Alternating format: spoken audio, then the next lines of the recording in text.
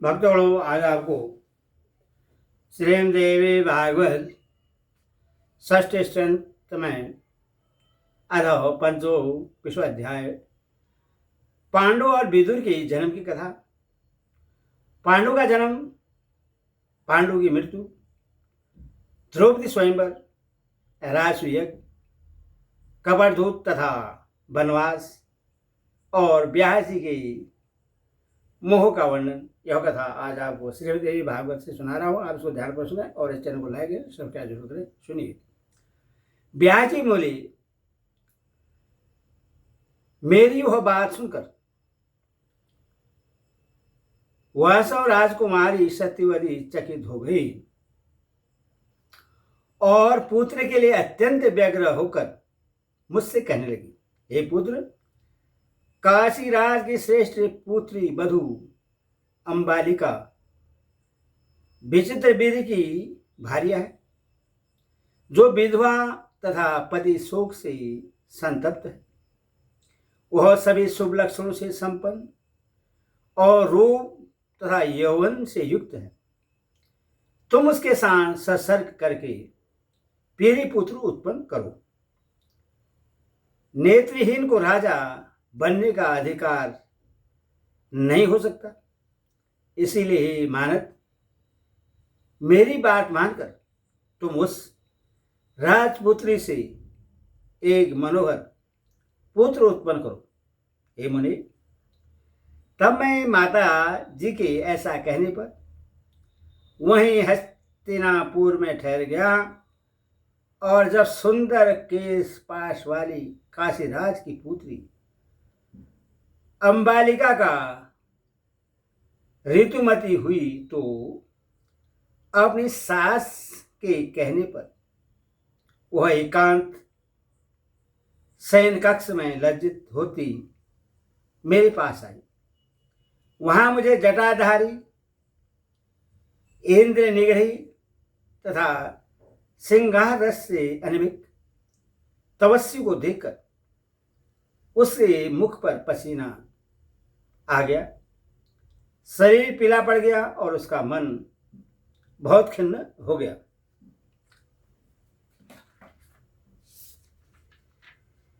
तत्पश्चात रात्रि में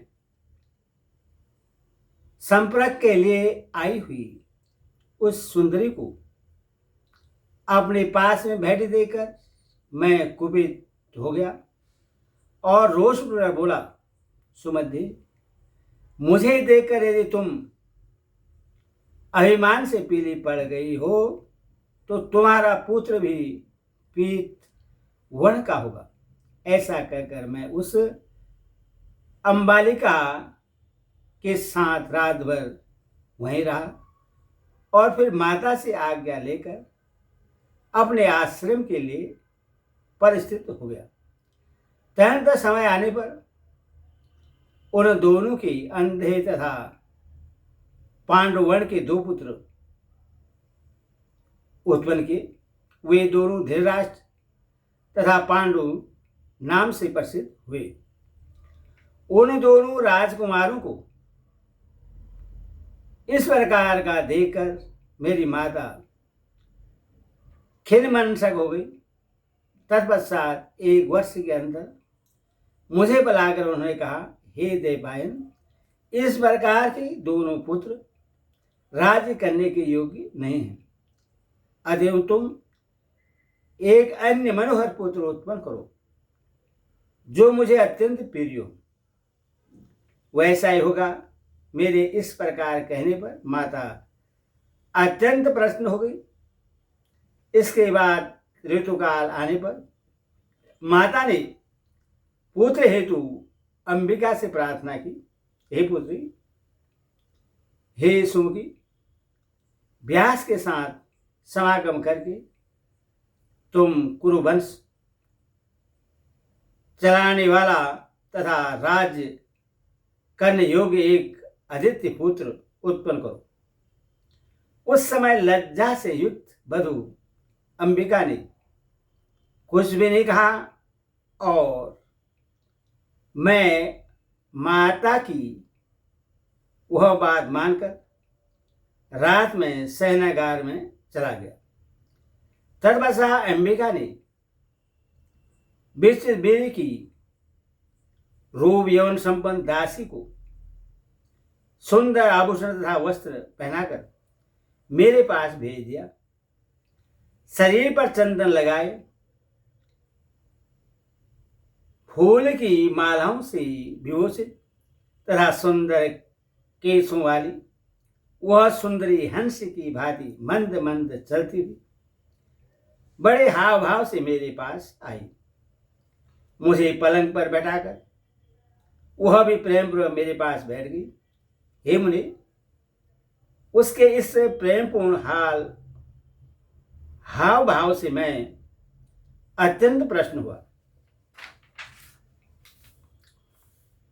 हे नारद, रात्रि में मैंने उसके साथ प्रेम पूर्वक विहार किया और पुनः प्रश्न होकर उससे वरदान दिया। हे सुभगे, तुम्हें सभी शुभ लक्षणों से संपन्न, रूपवान, सभी धर्म का ज्ञाता, सत्यवादी तथा शांत स्वभाव वाला पुत्र उत्पन्न होगा। समय आने पर उससे विदुर नामक पुत्र उत्पन्न हुआ। इस प्रकार मुझसे 3 पुत्र की उत्पत्ति हुई। हे साधु, पर क्षेत्र में मेरे द्वारा उत्पन्न किए गए इन पुत्रों के प्रति मेरी ममता बढ़ने लगी।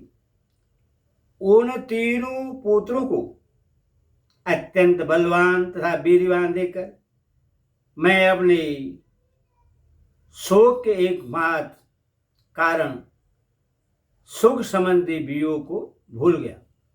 हे ब्राह्मण, माया बलवती होती है।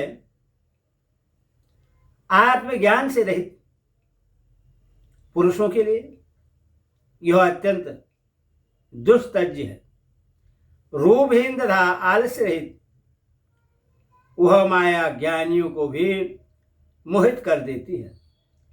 हे मुनिवर, माता में तथा उन पुत्रों में स्नेहासक्ति से आवत मेरे मन को वन में भी शांति नहीं मिल पाती थी। मेरा मन डोलायमान हो गया। वह कभी हस्तिनापुर में रहता था तो कभी सरस्वती नदी के तट पर चला आता था। इस प्रकार मेरा मन किसी जगह स्थिर नहीं रहता था। कभी कभी मन में ज्ञान का उदय हो जाने पर मैं सोचने लगता था कि ये पुत्र कौन है, यह मोह कैसा। मेरे मर जाने पर ये मेरा श्राद्ध भी तो नहीं कर सकेंगे। दुराचार से उत्पन्न ये पुत्र मुझे कौन सा सुख देंगे। माया बड़ी प्रबल होती है। यह मन में मोह पैदा कर देती है। हे मुनि, कभी कभी शांत चित्त होकर एकांत में मैं यह संताप करने लगता था कि मैं जानबूझकर इस मोहरूपी अंतकूप में व्यर्थ ही गिर गया हूं।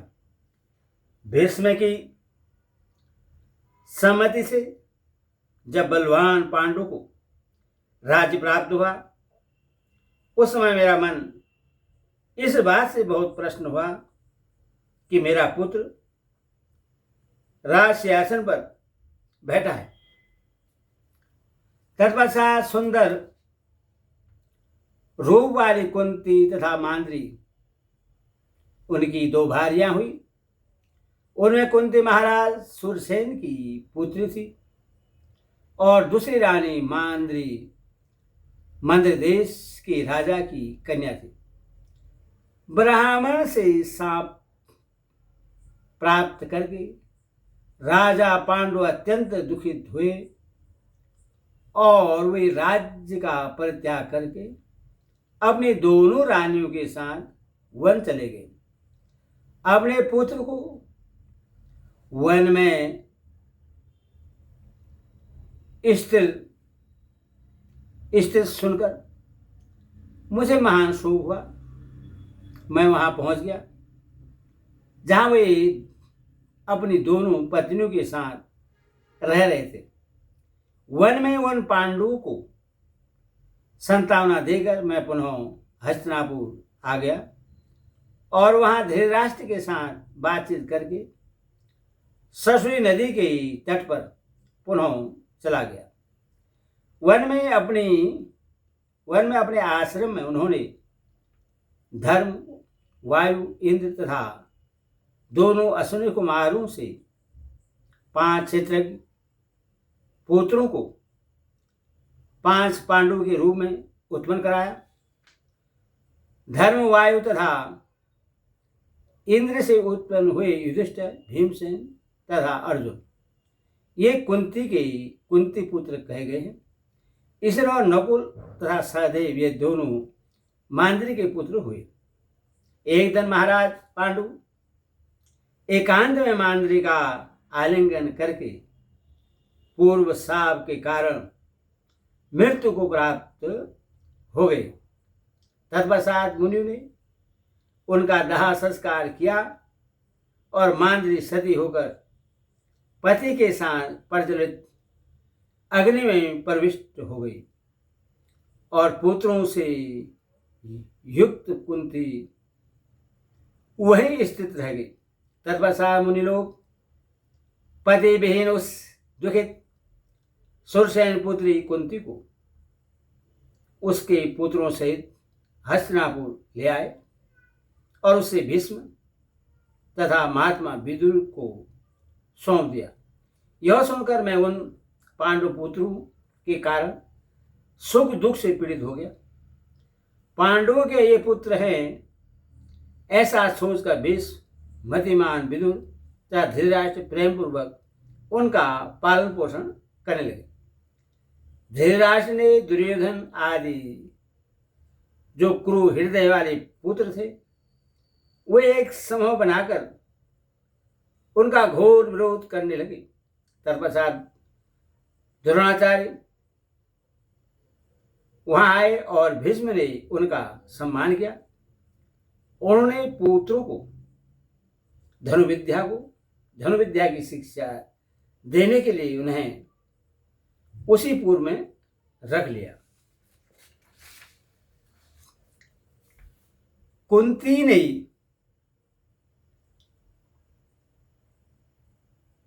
उत्पन्न होते ही जब बालक कर्ण का परित्याग कर दिया तथा अधिरथ नामक सूत ने नदी में बहते हुए उस कर्ण को पाया और उसका पालन पोषण किया। सर्वश्रेष्ठ वीर होने के कारण कर्ण दुर्योधन का पीरी हो गया। बाद में भीम तथा दुर्योधन आदि में परस्पर विरोध भाव उत्पन्न हो गया। तब धृतराष्ट्र ने अपने पुत्रों तथा उन पांडवों के परस्पर संकट का विचार करके तथा उनके विरोध भाव को समाप्त करने के उद्देश्य से वर्णावत नगर में महात्मा पांडवों को बसाने का निश्चय किया। द्रोह के कारण दुर्योधन ने अपने मित्र पुरोचन को वहां भेजकर दिव्य लाक्षा ग्रह का निर्माण करा दिया।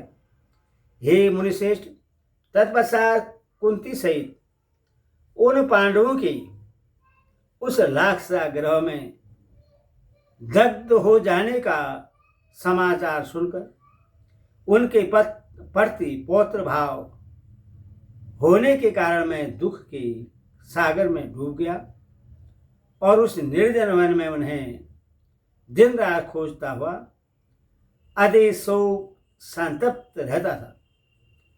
तभी मैंने दुख के कारण अत्यंत दुर्बल उन पांडवों को एक चक्रा नगरी में देखा। उन पांडवों को देखकर मेरे मन में अत्यधिक प्रसन्नता हुई और मैंने उन्हें तुरंत महाराज द्रुपद के नगर में भेज दिया। कृष शरीर वाले वे दुखित पांडव मृग चर्म पहनकर ब्राह्मण का वेश धारण करके वहां गए और द्रौपदी की स्वयंवर सभा में जा पहुंचे। वहां पर अर्जुन अपने पराक्रम का प्रदर्शन करके द्रुपद पुत्री द्रौपदी को जीतकर ले आए। पुनः माता कुंती के आदेश से पांचों भाइयों ने माननीय द्रौपदी के साथ विवाह किया। उनका विवाह देखकर मैं परम प्रसन्न हुआ। हे मुनि, तत्पश्चात वे सभी द्रौपदी सहित हस्तिनापुर चले आए। धृतराष्ट्र ने उन पांडवों के रहने के लिए खांडवप्रस्थ देने का निश्चय किया। हे द्विश्रेष्ठ नारद, वसुदेव नंदन भगवान श्री कृष्ण ने अर्जुन के साथ अग्निदेव को संतुष्ट किया।